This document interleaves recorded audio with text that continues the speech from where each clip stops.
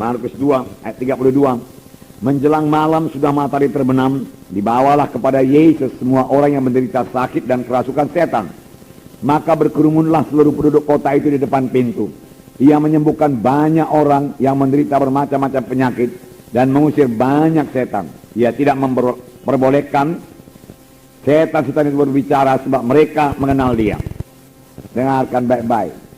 Lihat Markus 1 ayat 34. Markus 1 ayat 34. Ia menyembuhkan banyak orang yang menderita bermacam-macam penyakit. Jadi bukan satu penyakit, bermacam-macam penyakit dan banyak orang.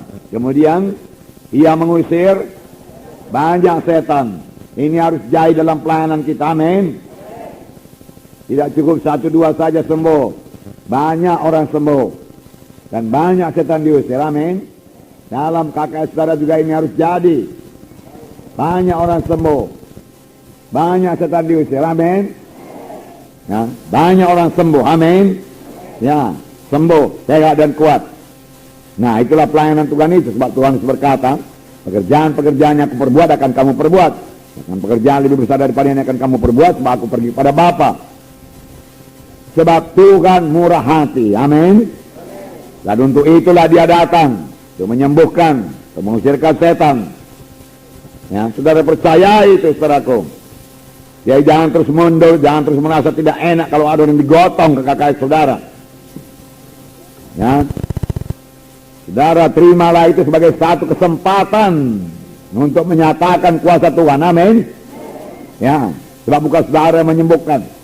Dalam hal itu saudara jangan memandang kepada kekuatan saudara, pandang kepada Tuhan yang pemurah, pandang kepada kuasa bilur Yesus, pandang kepada janji Tuhan. Kerjaan lebih besar akan aku perbuat. Itu yang kita pandang, itu yang kita pegang. Pandang kepada Markus 16. Mereka akan meletakkan tangan seorang sakit, orang itu sembuh. Amin. Nah, lalu saudara punya iman meletakkan tangan dan mengusirkannya dalam nama Yesus. Dia Allah yang murah hati. Murah hati dalam memberikan berkat. Dalam Filipi 4 ayat 19 saya bacakan pada saudara. Filipi pasal 4 ayat 19. Allahku akan memenuhi segala keperluanmu menurut kekayaan dan kemuliaannya dalam Kristus Yesus. Amin. Segala apa? Segala keperluanmu. Segala, bukan sebagian keperluanmu. Segala keperluanmu, amin. Dia Tuhan yang baik, dia Tuhan yang murah hati. Kalau dia tidak menahankan anaknya yang tunggal, masakan dia menahankan lagi berkat-berkat lain daripada kita. Mari hidup benar di hadapan Tuhan. Mari tekun mengikut Tuhan, mari tekun berdoa, mari tinggalkan semua dosa, mari bersungguh-sungguh hati mengikut Tuhan, dan mari murah hati sama sebagaimana Tuhan yang kita sembah itu murah hati. Tuhan meminta anak-anaknya juga murah hati, amin. Dia murah hati dalam mengampuni, maka anak-anak Tuhan juga murah hati dalam mengampuni. Jangan sakit hati. Berapa kali saudaraku berdosa kepadaku, kuampuni Tuhan, cukup 7 kali. Tuhan Yesus berkata 70 kali 7 kali. Selalu mengampuni, selalu mengampuni. Selalu memberi, selalu memberi. Beri maka kepadamu akan diberi. Tidak ada diberi maka kepadamu tidak ada diberi. Lebih baik kita memberi.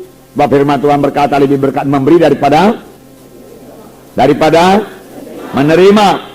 Berkat memberi, sebab yang kita beri itu adalah taburan kita, dia akan bertumbuh.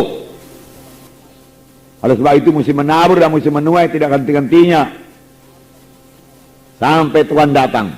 Amin saudara. Yang banyak menabur, banyak menuai. Dalam Lukas 6 ayat 36, siapa yang ingat apa katanya? Hendaklah kamu murah hati sama seperti Bapamu adalah murah hati. Ya. Hendaklah saya murah hati sama seperti Bapa saya murah hati. Ya. Seorang bapa yang murah hati, saudaraku, sangat merasa tidak enak melihat anaknya yang pelit.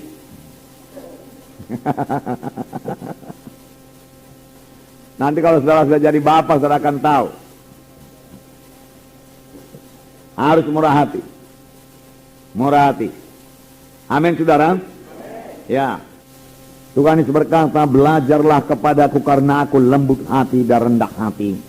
maka engkau akan mendapat sentosa bagi jiwamu.